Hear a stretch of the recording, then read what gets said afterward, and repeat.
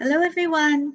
A very good morning to those who are joining us from Singapore and Asia, and good afternoon or good evening to all of you joining us from other parts of the world.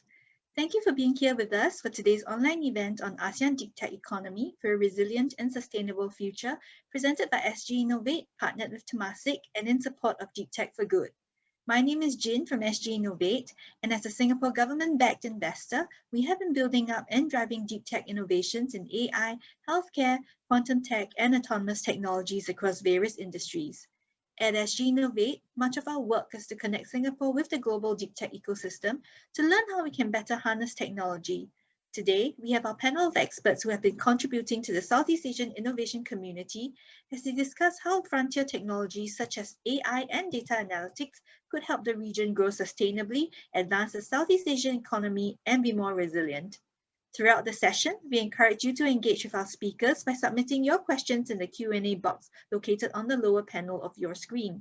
Without further ado, I would like to invite our moderator for this discussion, Annabelle, to start us off. Annabelle, please. Thank you very much, Jin. Good morning, everyone. Whether you're in Singapore or watching us from overseas, a very warm welcome. We're glad to have all of you here with us for our online panel discussion.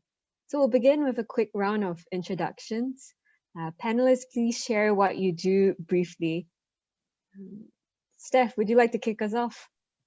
Sure. I guess I was the first one to turn my video on, so I'll do it. Hi, everyone. I'm so glad to be here. My name is Steph. I'm from DBS Bank. For those of you that don't know who DBS Bank is or what we do, we operate in commercial for corporate banking, as well as for SMEs and for consumer banking. And so I'm from the innovation group. I look after fintech and partnerships. I've been in the innovation group for 6 years. And before that, I was in journalism, advertising to a certain extent, event management, change management, and then finally innovation. So you can call me basically a master of none. But what I do have is a deep passion to solve problems. So I'm so glad to have been invited by SGInnovate. Thank you so much for having me, and I'm so glad to be joining my fellow panelists here. Thank you, Steph. Gunping, would you like to go next? Sure. Hi, this is Gunping from Dtec Venture. So Dtec is basically a global VC platform, currently manage about 3.5 billion AUM. We generally focus on early stage investment. And actually, as a matter of fact, that Dtec started about 33 years ago from investing in the semiconductor and the PC industry. So we do have a deep root in the deep tech, at that time at least considered as deep tech investment. Although nowadays, most of our investment focus is into the general digital economy, like internet, consumer, SaaS, but we do have a strong interest in deep tech. So look forward to an interesting discussion with everyone. Thank you, Gunping. Over to you, Thomas. Thanks, Annabelle, and hello, everybody. My name is Thomas Abel, and I'm the Chief of Digital Technology for Development for the Asian Development Bank, and we're based in Manila, and we provide financing and grants and technical assistance to our developing member countries across the region to help them improve their path towards the digital economy. And we're investing more and more in technology solutions, including just launched last year, ADB Ventures, that's investing in tech startups that are focused on development. And my background, I came from the tech industry. I started my career in Silicon Valley around the time of the dot-com boom. And I was originally a software engineer working on optimization and gradually moved into international development and have worked across the world on challenging problems for development in agriculture, education, and fintech. And I also have been a startup founder and investor as well. So and Asia is the greatest place to be for tech investing at the moment. So thanks for having me. Thank you, Thomas. Asia is definitely the greatest place to be. and last but definitely not least, we have Mark. Thanks. Hi, everybody. My name is Mark Lim. I'm currently the Managing Director for Digital Technology in Temasek. So I focus quite a lot on leveraging AI and ML in supporting our investment initiatives. So Temasek actually is a global investment company headquartered in Singapore. We are a generational investor seeking to make a difference always with tomorrow in mind. We're building a forward-looking and resilient portfolio of companies. Maybe that's why I've been invited to come to this panel to speak. We focus a lot on environmental, social, and governance framework because we really believe that it's not just about making profit. It's about how can we leverage our strength in improving, providing a better society and a better world for our future generation. Now, we actually focus a lot on this sustainability and innovative solution. That's why Deep Tech come into it, because Deep Tech really can make a big difference in sustainability, and this kind of innovation can make a big difference. So we actually frame ourselves in this concept of ABC world. A stands for active and productive economy. B stands for beautiful and inclusive society. And last but not least, C stands for a clean and cool earth. So part of my job, actually, I'm very excited to be here, part of my job is really to work with our investment team to actually be able to collect all this data, to understand some of these investment companies and in our portfolio, and how can we work with them closer to actually make sustainability a part, and a big part. In fact, it is a core part of our business. So over to you, Annabelle. Thank you very much, Mark, and all the panelists. And as for me, I am very fortunate. I get the exciting job of working with startup founders at SGInnovate to help them grow their companies. So I'll ask a few opening questions and leave lots of time for all of you in the audience to participate. To ask a question, simply type it using the Q&A function on Zoom and we'll get to them. So without further ado, to get us started, panelists, could you share your vision of the ASEAN Deep Tech Economy for a resilient and sustainable future? What does this mean to you and what would you like to see?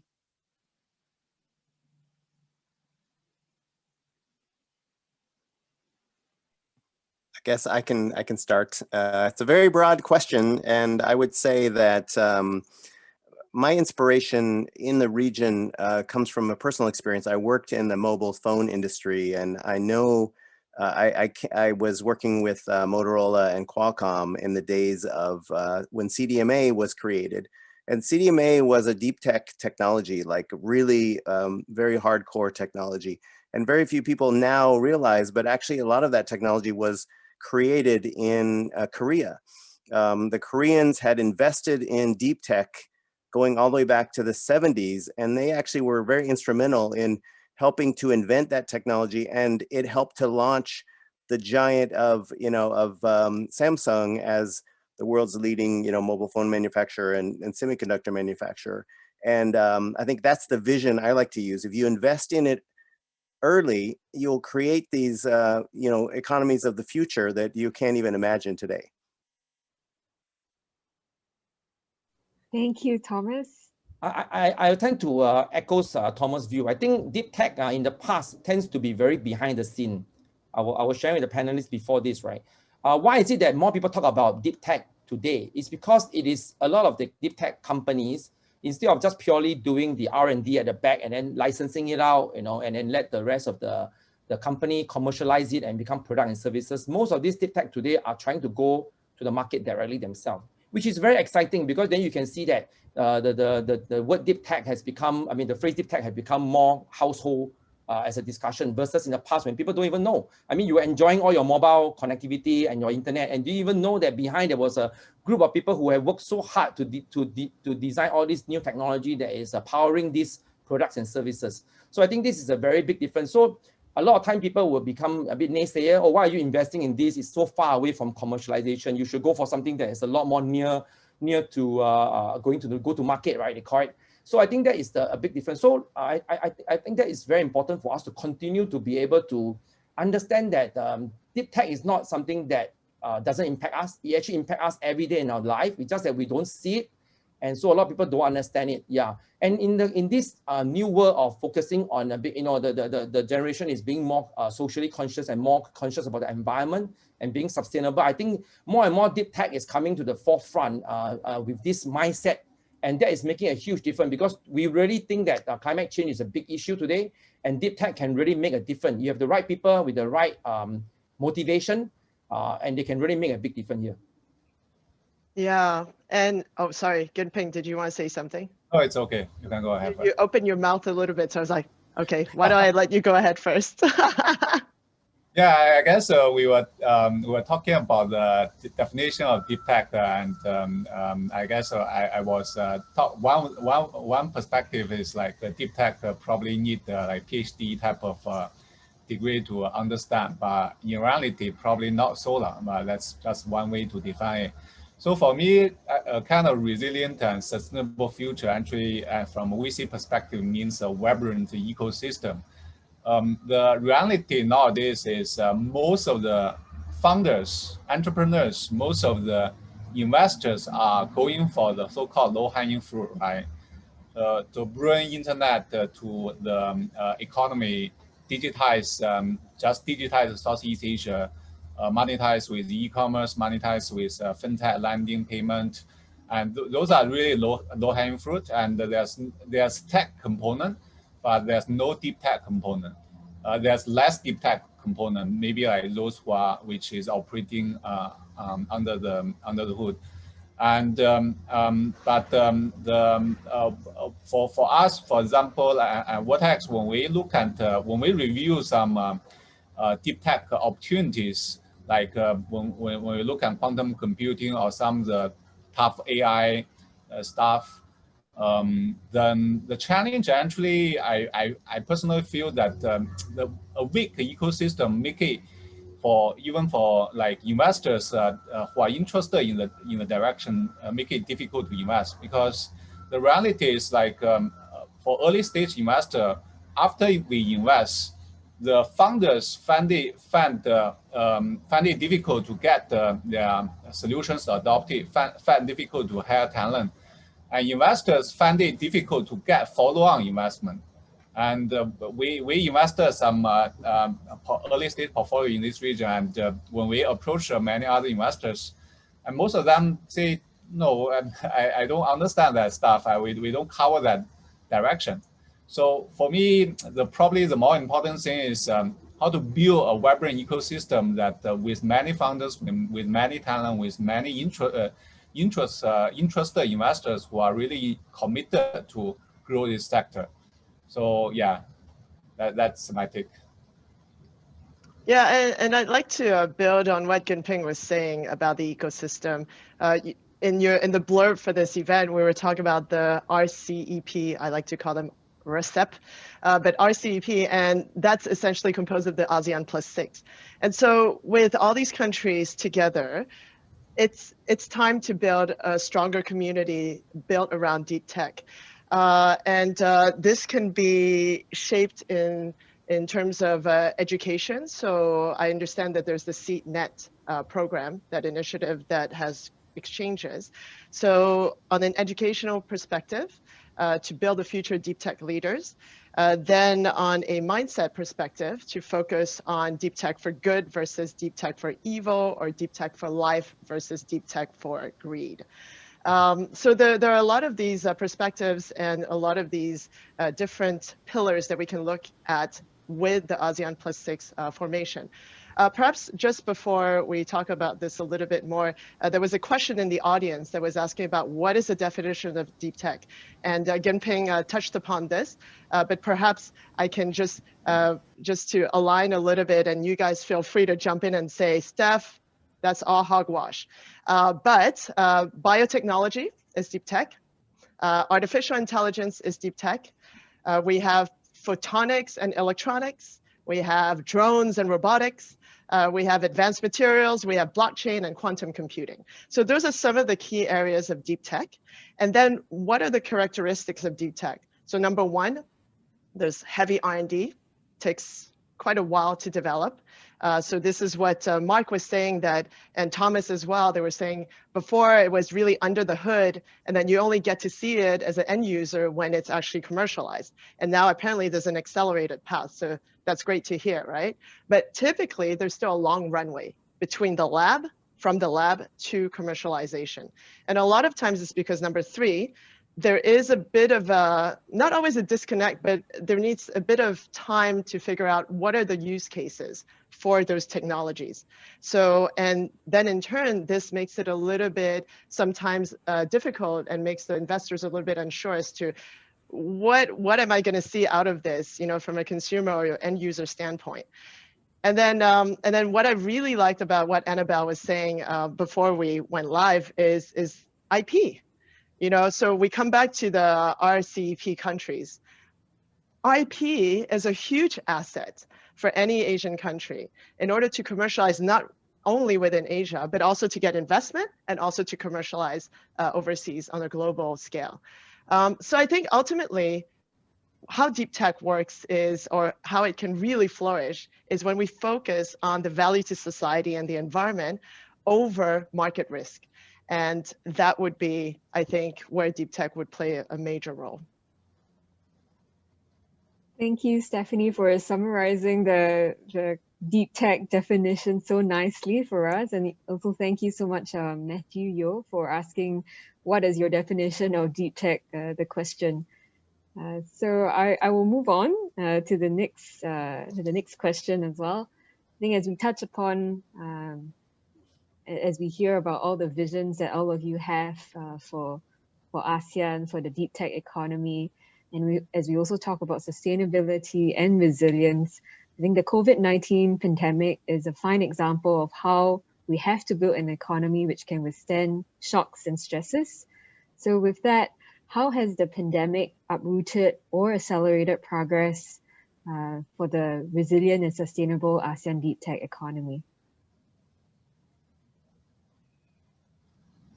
Maybe I can go ahead, Jinping. Yeah, so mine probably a bit short. In a way that I find it hard to see now.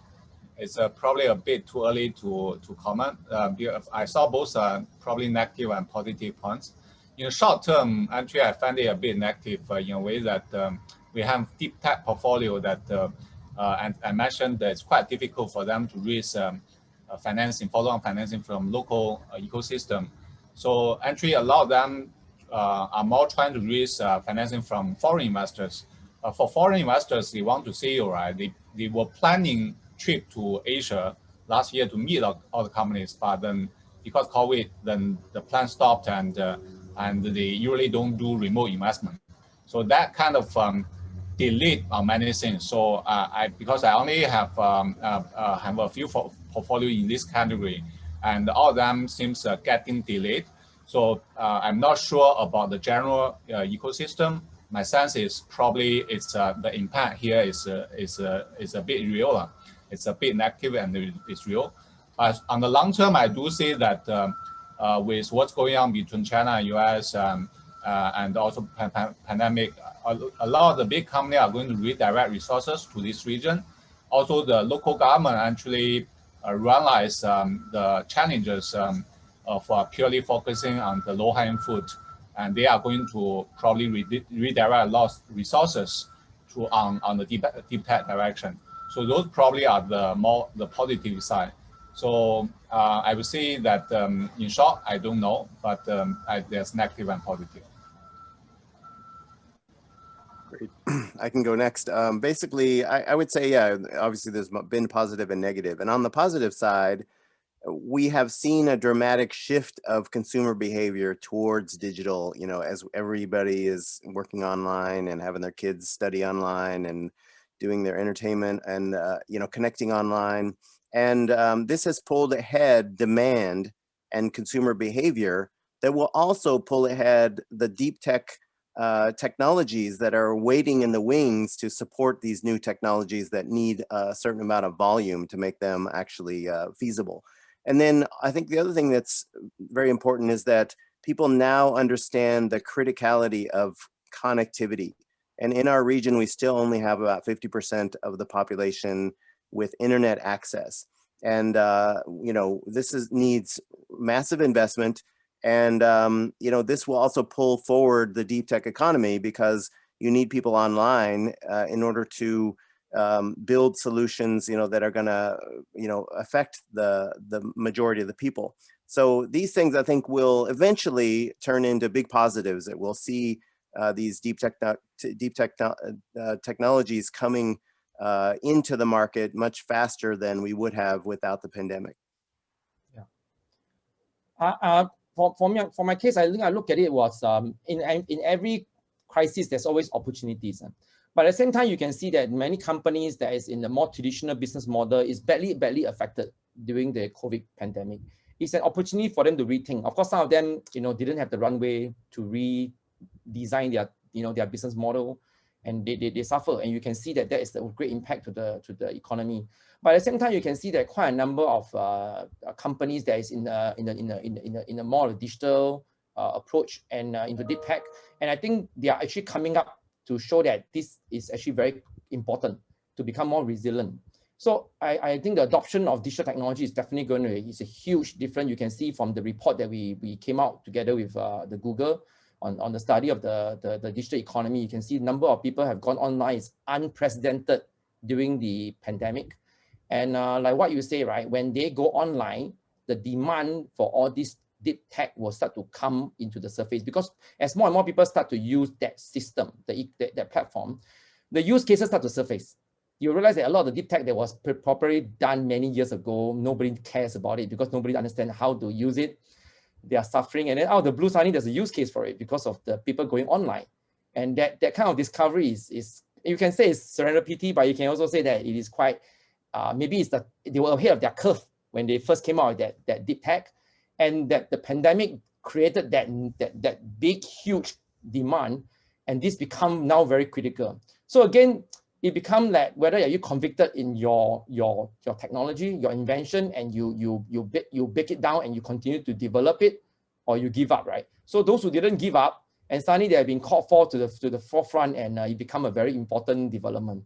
And the other thing I want to talk about was again, deep tech make a big difference during COVID. As you know, we have the COVID vaccine, and again, record time, world record time to have a vaccine that goes to market.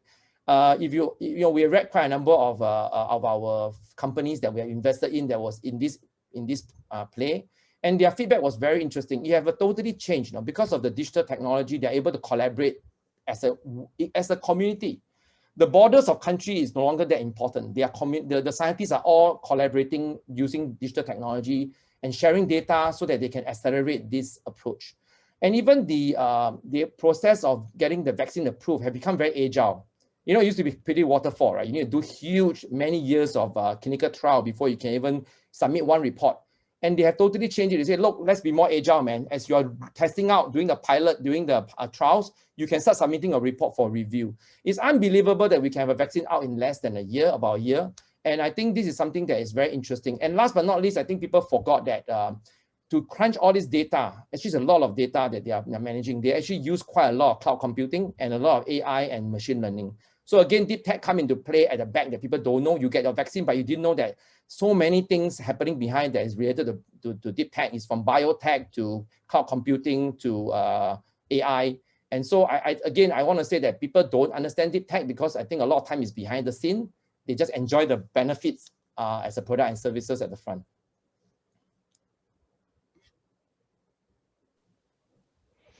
I don't have much more to add to what Mark and Thomas said, but I can talk about what we did at DBS and what happened, because DBS, when you look again at the ASEAN countries, we do operate in at least 6 of the RCEP, so the ASEAN plus 6 countries. So what we did internally was that we ran this DBS and AWS Deep Racer. And it was really to upskill all the staff. So in the end, about 3,000 of them signed up for it. And the premise is that they get trained on fundamental skills in AI and machine learning. And they make it super fun. By the way, I would recommend for any other company to sign up for it. So hands-on online tutorials done purely virtually. What they do with that learning is that they program their own autonomous model race car, and then they just race. So first of all, you do it within DBS, And the winners will then compete on a global scale with all the other AWS Deep Racer participating companies or participants. And so we saw this as an opportunity to accelerate this internally, because obviously deep tech out in the ecosystem is extremely important for it to flourish. But also when you work in a large organization, you also want to make sure that we can keep up with that ecosystem. So that I thought was pretty cool. Thank you. Thanks for sharing. And like, I really like what Mark said, in every crisis there's opportunities. So it's how we make use of the opportunities during the pandemic and how the companies can make use of that. So we have a question coming in from the audience from Charlie Chu. It's a related question on the pandemic as well. So I want to put it out there to the panelists. So the person's question is, what's your perspective on incorporating deep tech in the healthcare system now and in the future, especially with the pandemic situation? So Mark had touched upon it quite a bit earlier, but if the other panelists have any other thoughts. I would just add, I think that the revolution in genetics is something that's just getting started, and of course it's very heavily based on AI and computing, because the genetics technologies involve that. But just this year we had the Nobel Prize for the CRISPR gene editing technology, and that's something that really hasn't been commercialized yet, but it's going to be revolutionary, not just for health but for agriculture and other areas. And gene sequencing itself, we're not sequencing nearly enough of the viruses because the sequencing technologies are still not quite institutionalized. And this is a real revolution, and there's lots of deep tech coming behind that, that will just transform the way health is done. And I think the video before this session had an example of a blood test to find cancer. These things are on the verge of being commercialized and will be tremendous. And I think the pandemic is showing that directly, because as was said, the RNA vaccines were created very quickly, partially based on the the genetics technologies, and this is an area that's sort of outside of what we normally consider the mobile or computing technologies, but it's very tightly linked to that, and there's lots of opportunities to to invest and to build new industries around that. Thomas, and I'd like to go off a bit on that. I think given your work in the ADB, have you seen any that you're considering for implementation for deep tech in healthcare? Yeah, well, we are supporting, we just announced a $9 billion vaccine program to support our member countries to access and deliver the vaccine. Most of that's not deep tech. I would say in the deep tech area, we support governments to build up their startup ecosystems, and we support education systems. So, for example, we have a new project in Indonesia to improve the university education system to be more digital, and so at the fundamental levels. And we would invest in startups in these areas too, if they have a development impact. And our ADB Ventures unit is still new and quite small. I don't know if they've invested in anything in genetics yet, but I'm sure they will. Thanks. Thank you. Maybe I can shed some light on this. I think, deep tech in healthcare is in fact, it's not just healthcare. We call it life science, because it goes beyond just healthcare. Healthcare is a bit like, you're trying to take care of people who are having illnesses. We're even looking at deep tech for people to have longevity. So you're talking about quality of life beyond just the healthcare system. There's many deep tech. In fact, I'm very excited, because in the past, a lot of our medical researcher, the fraternity, that tends to stay back in the lab. But today, if you look at quite a number of these life science startups and early stage company, they are helmed by all these professors and PhDs who are really believe in this area of research. They have done years and years of research, written many papers, and now they're coming out and commercializing what they have invented, versus just sitting behind and say, great, I published my papers, I got my professorship tenure renew, all my name is in all the medical journals and that's it. But instead, now they are actually trying to come out about more to the front and understand that commercialization angle, which is very heartening to see versus the fact that, I'm just a domain expert.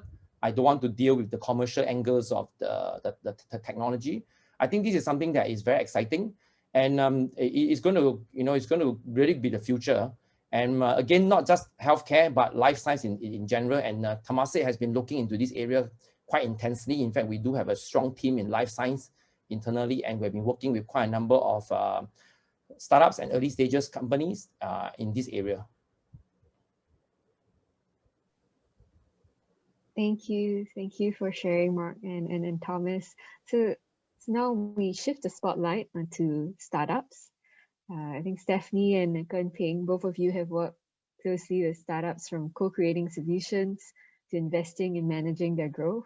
So how can we better leverage entrepreneurs to play a key role in driving a tech-enabled, resilient, and sustainable economy?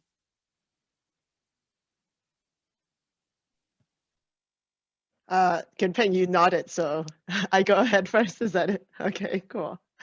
Okay, so we do work with startups quite a bit. In fact, we have a program in place called Startup Exchange. And the role of Startup Exchange is to match DBS internal problems, so problems from our problem statements from our businesses, our support units, and to find the most exciting startups to work with, to co-create with.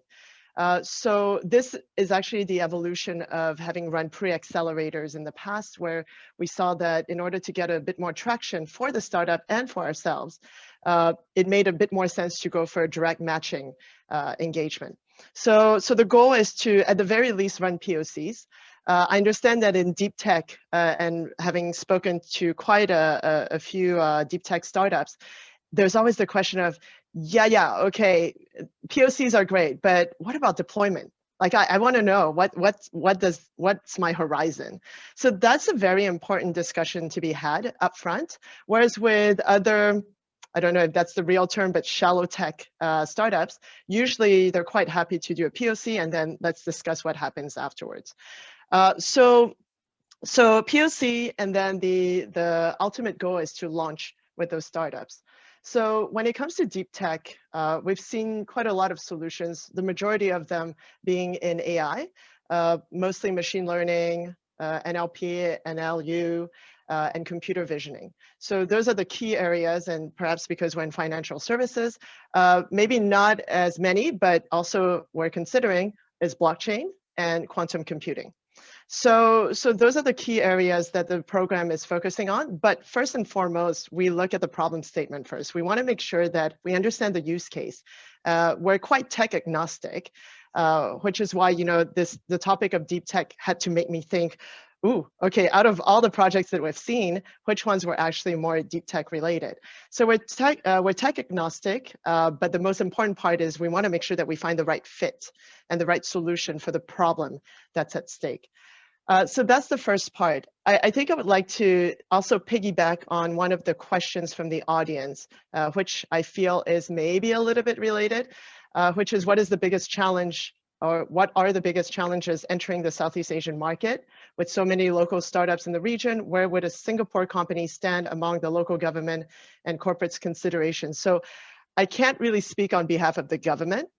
But from the corporate side, I think there is an advantage when you work with a corporate that has offices in different ASEAN countries or in Southeast Asia, such as the case with DBS, because a lot of the assets that we create together with the startups that can get transferable over the region. So there's scalability. And not only that, if you're new to financial services and you have co-created a solution with us, it is a solution that you can then also bring over to other financial services players. So I'm not sure if I'm answering your question completely, but I feel that from the corporate side, the presence in the region is important. And then having that discussion up front with a corporate on, hey, where can I scale this? Is this a type of solution that can also be applied to your other offices with that customer segment or with that market penetration? Then that would be a worthy discussion to be had. I promised to pass it to Gunping really quickly. I just wanted to bring up one last point, which is that in December, we launched the Tech Accelerator, a very exciting initiative. Hi, Mark. Temasek is one of our partners. We also have Google, World Bank, NUS, the Center for Nature-Based and Climate Solutions, and Vera in the mix. So we're all equal partners. We launched this because we wanted to see how we can increase confidence in nature-based solutions. So when I say increase confidence, we're talking about monitoring, reporting, and verifying. And so we closed the applications, but anyone who's interested in reaching out to us, please feel free to contact me. So among all the submissions that we've gotten, we saw that there was really a huge percentage of submissions in the forestry, monitoring, reporting, and verification. And what that means is that it's essentially AI models built on multispectral satellite imagery, it's drones, and it's blockchain. So those were the three key deep tech areas that MRV, so monitoring, reporting, and verification, were addressing. That said, I was a little bit sad because I saw that most of them were actually from the US and from Europe. We did find a handful from Singapore, Indonesia, but really we got to pump that up. So SGInnovate, we're counting on you. For sure, Steph. Thank you for the comprehensive answer and also helping to answer the question from Ellie Low. Gunping, over to you. Yeah, I guess just add a bit that the key to leverage entrepreneurs is probably to make them successful. Because my concern and my challenge is to deal with deep tech is currently the deep tech ecosystem is a bit shallow, right? So, but whatever we are trying to do, our entrepreneurs trying to do, and now probably is a bit difficult. So the key thing is if we can help them to become successful, and then they will become the role model for the next generation of entrepreneurs, and they will become the magnet to attract other talents, resources, and other investors. So I guess there are many ways to help the entrepreneurs, like what Stephanie mentioned, like DBS and Temasek and other corporate or big investors are helping to scale up the effort to help the entrepreneurs. And we see what we tend to do is to kind of help them to connect in the global ecosystem. So typically for consumer or the internet economy, right? So our biggest concern is whether startups are plugged into the local ecosystem. But for deep tech entry, our concern or our effort is trying to get them plugged into the global ecosystem so that they are connected to other like-minded entrepreneurs, like-minded investors.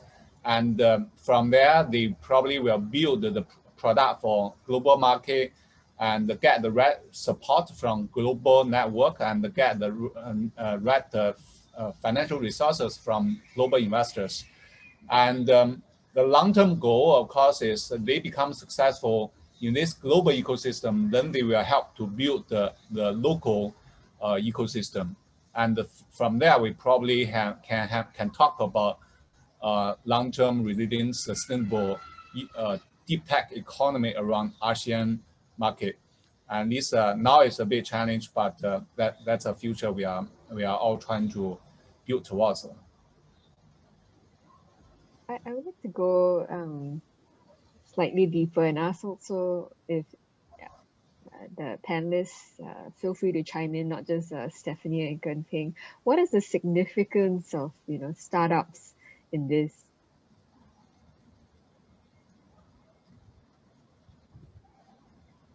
I would just quickly, oh, go ahead. All right, go ahead, Tom. No, I was just going to clarify the question. So maybe we have Thomas. Thomas, would you Oh, like to? the question, she wanted to clarify, you mean the significance in the startups in the post-pandemic era, or? That's right. That's right. What's Yeah. the significance of, you know, startups in this whole effort? Yeah, so this is interesting for ADB because we have traditionally been working only with governments and with, you know, large institutions, and we're finding that startups provide a unique opportunity to bring in young people into a career where they can make an impact without having to work for 10 or 20 years and move up the ladder. You know, I think, and startups have, in the development sector, startups have a unique difference in that they are wanting to make results quickly and succeed or fail quickly.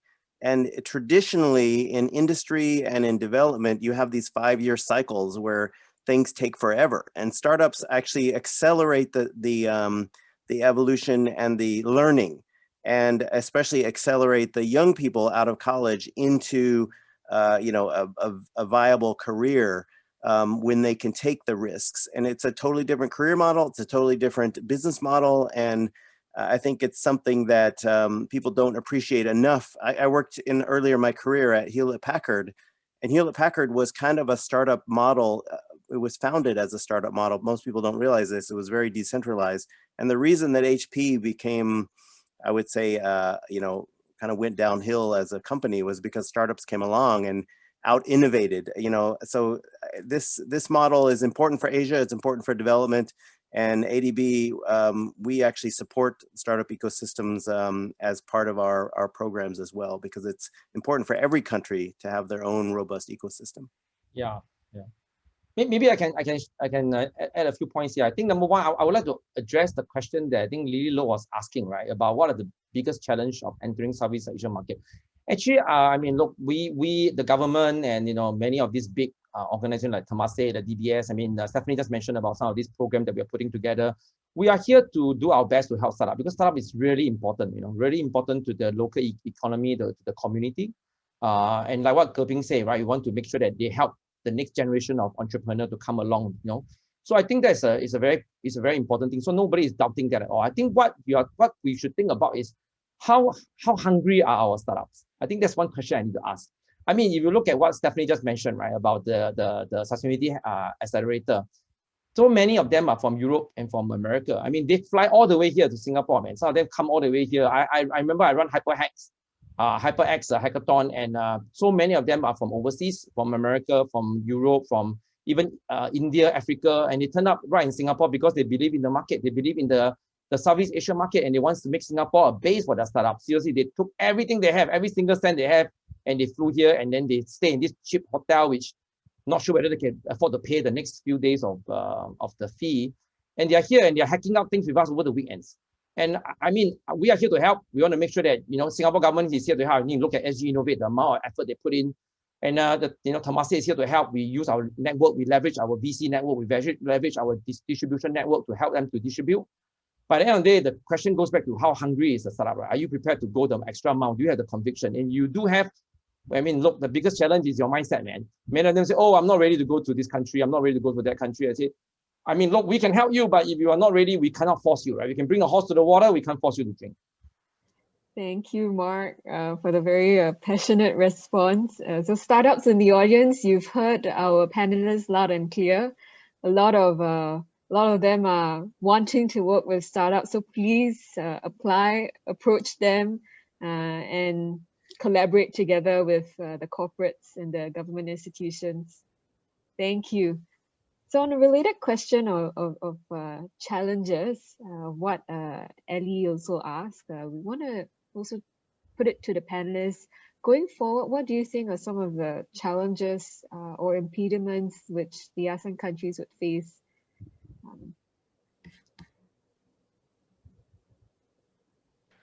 So I was watching this panel discussion, I think it was with Kimiko of Yellow Box, based in Vietnam. I think it's called Yellow Box. And she said the number one challenge is awareness. And you can even tell from this panel, we're all also like, yeah, okay, your definition of deep tech kind of aligns with mine, but not quite, you know, so we all have different interpretations of deep tech. So that's number one.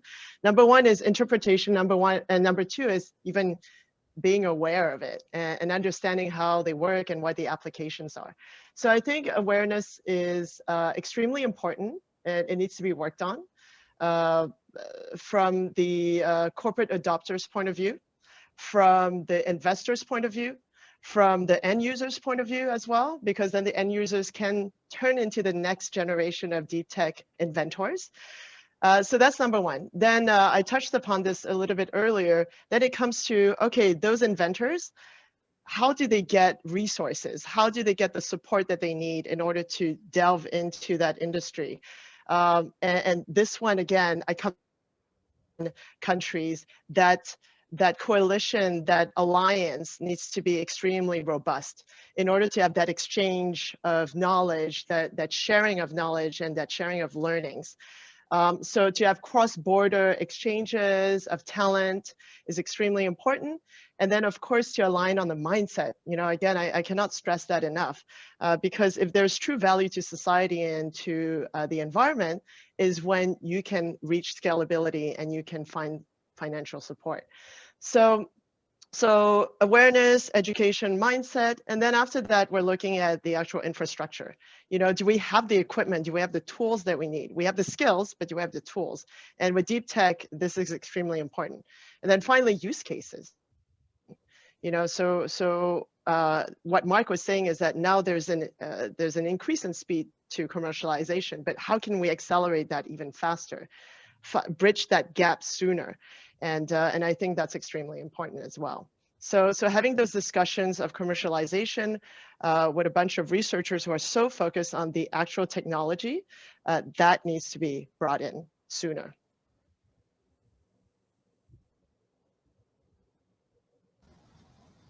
Maybe from the startup perspective, I would say the biggest challenge probably is the positioning. That many countries or many cities has been longing to build the Silicon Valley in their own countries, right, in their own cities. But after all the last 20 years, how many of them has been successful? Especially when we are talking about deep tech, and by nature, deep tech are going to competing on global type of skill, right? So look around the world, actually, with so many regions trying to compete for the title of like a new Silicon Valley, and nowadays we probably have Shenzhen, which built the reputation for them in the sector of manufacturing or development around hardware startups. It's really famous on cybersecurity, right? Singapore has built a reputation for fintech, right? But then when we talk about deep tech, then for all the ASEAN countries, including Singapore, let's say when 10 years later or 20 years later, do we want like when people from other regions talk about the deep tech in this region, like they can name a city, say, wow, that city is really strong and certain direction. And only if we find our positioning along those directions, then we probably can redirect all the resources and effort and all the thinking to build that strength in that direction and the small ecosystem around it. Then we probably will really be able to build a reputation for ourselves. But at least now, I don't feel that any of the city here actually have a positioning, choosing a position, say, okay, 20 years later, I want to be famous in along certain direction of deep tech. I would say that's probably, without position, then we don't have direction, right? Then we are just going to say, oh, I'm going to be strong at every fintech, deep tech direction. I want to do quantum, I want to do AI, I want to do blockchain. And then 20 years later, then we probably are still in the same situation with new deep tech terms coming out, right? That's probably one of the biggest challenge I see for now. Yeah. I would add just one other point about challenges, which is you know, in Asia, you have the problem of market. You know, are you going for a regional market, a global market? Because if you're working in one country, then sometimes the market's not big enough. And if you're trying to go global, then you're trying to compete against the the huge innovation coming out of China and the US and other places. So trying to pick the right market is very difficult. And I think that's one of the good things about Singapore, that it is a hub for Southeast Asia, but there are issues. You know, certain fintech solutions don't work in other countries because of the regulations, and this is something where I think across the region that we can come together and create a more cohesive market so that the innovation can be developed locally rather than just building on innovations coming from other places. I just want to add a point. I think one of the value that we could bring to the table is, in a sense, Southeast Asia. I think particularly Singapore, we have a trusted brand, and we should never underestimate the value of trust. If we could think of Southeast Asia as a composite of whole, and each of us have our value to bring to the table. Malaysia, Thailand, Philippines, and the rest of the countries. And how can we bring this together to create that opportunity that we can be one united block, to the world. And being Singapore could be the lead because of the fact that we could use the trusted brand as the sort of, for lack of a better word, quality assurance, quality control. And then with this, we could write that as an opportunity. I mean, everybody faces the same challenges, right? If you look at the EU bloc have their own internal challenges and their fight. And they also have problem commercializing some of these. And everybody is trying to fight against each other. The thing that the trick here is, how do we become really a united block that we could understand each of our own strength and not compete with each other and override and duplicate our effort, but come together as one. So I've seen some people who really very excited about how they can come to Singapore. They are from Vietnam, Philippines, and say, hey, I want to come to Singapore because I want to use Singapore as a base to launch to the world. And they have the talent. They have the talent back home, and they are building great deep tech product, and some is just phenomenal, but they want to find a way to launch it, right? And if you look at the current tension between the US and China, I would say that Southeast Asia is actually positioned quite neutrally to be able to benefit. Of course, we don't know where the brick will fall now with Biden administration. But if you look at it, it's quite possible that a lot of China tech company is coming to Singapore to set up a HQ here. I mean, great work done by the EDBs. But having said that, I think it's really a matter of how we can leverage each other's strength and be able to provide this platform for our startups, not just a Singapore startup, but a Southeast Asia startup, to be able to go to the market, to the world. And that is the bigger fish to fry, right, than to talk about just between our own small market. Yeah. Thank you for sharing, and then definitely cooperation and cross-sharing is key here. So we have a question also coming in from the audience from Jeremy Wagstaff, and it's specifically for Thomas on South Korea's support for CDMA, whether there would be a negative impact for international technology standards, investment, and cooperation, given the current politicization surrounding 5G deployment.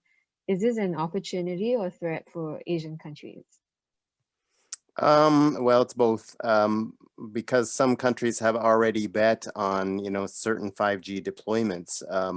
But I think the opportunity is that, that before this happened, the Chinese incumbents kind of had it locked down, and now it's kind of open again. And you look at what happened with Reliance Jio in India.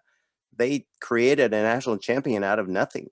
And they're doing all of these, they're turning themselves into, partnering with Google and Facebook and everybody. And I think many countries in Asia could do something like that.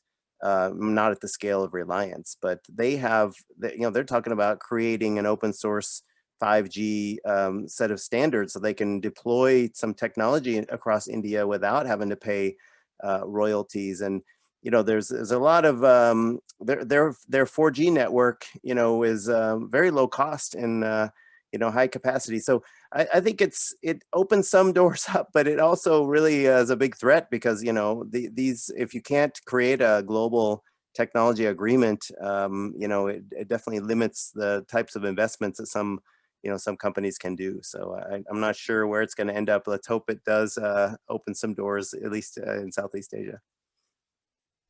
Thank you. Thanks, Thomas, for the response, and also thank you, Jeremy, for asking the question. So, audience, if you have any other questions in the remaining short time that we have, type it in quickly in the Q&A, and we'll get your panelists to answer them.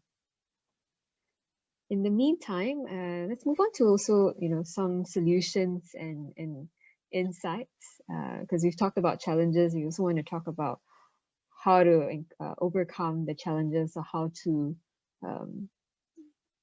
move on with that. So what are some of the key insights and best practices we can draw to achieve greater social and economic good in this part of the world? Or any other related solutions or insights which the panelists would like to share?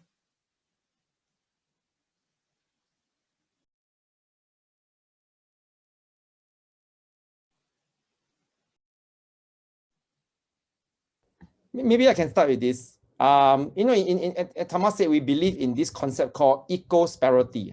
I know it's a very strange word, right? But it's a bit of play with word of two separate words, ecology and prosperity. And we believe in that because we believe that the concept of a more sustainable planet that promotes the community and the good for human and mankind, humankind, is really not bad for business. A lot of people think that if you start to talk about, things that are more sustainable, do more recyclable, demand more clean energy, your cost of business will go up. People will not, you cannot operate in a profitable manner. I think that is the thing that has proven not to be true.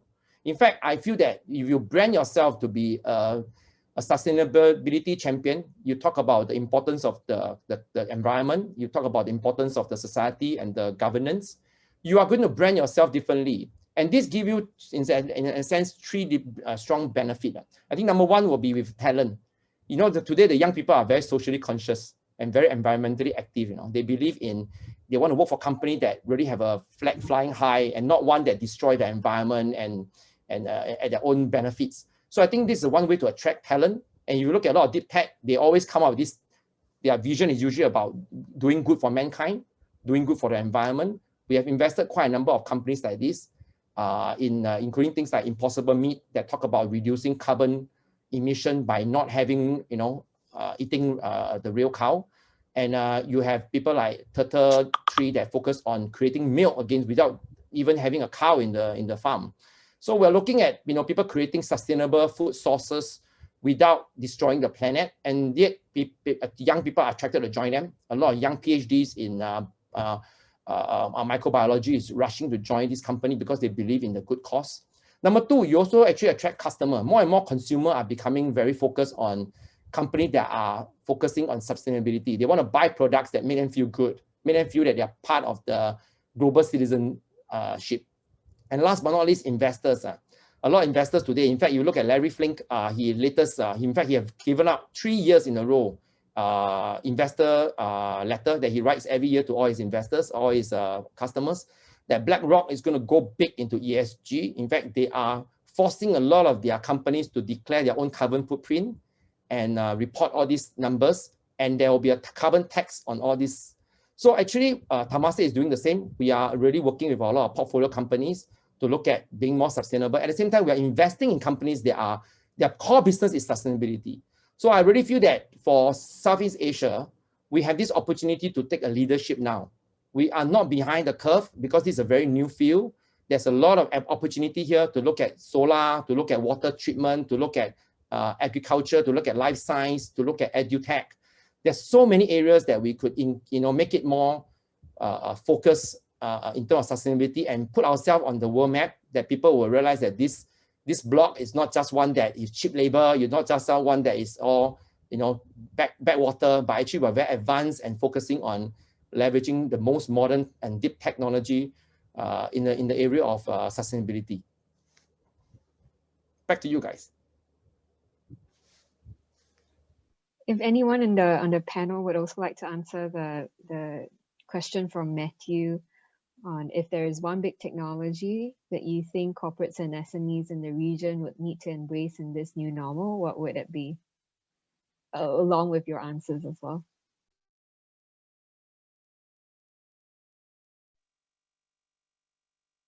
I mean, for me, it's AI.